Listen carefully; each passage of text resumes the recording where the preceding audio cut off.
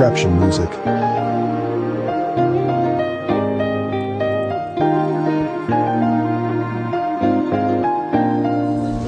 Cất nong asio kman hang nemen ta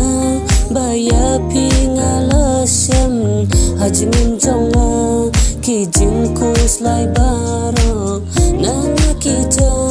da ka jing I jong pi jing ko slai ki ja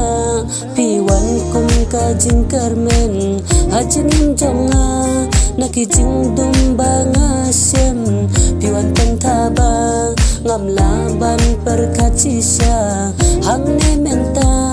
lese ublei ubu benta ya pianga dakum no syuken bangan perkat jing it balas lem nganang yaiwat jing kuslai banga syem ngakwa ban pencem menta ngala syem de mapi nang pentrem kat nong asreu ba ban sem bia pi jing I ka ba shisha pi wan pen I ya jing in ka jonga ka ba sida pi wan ban pen ngau ba ko ba itianga da le na pi ngam palen det ngan yesha na banta jong pi wala tut ka sep kular to yai bat bait ban ngakwa banton ringkat babi cerita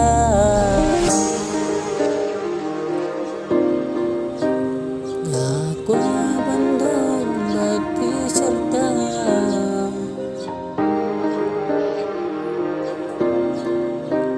ngakwa banton babi cerita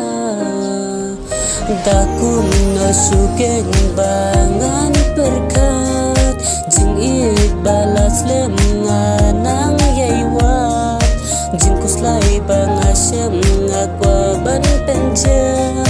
menta ngala syem de mapi nong pentreng de tam happy banga larekut jing I banga aina do dono kular to yai bad bait banga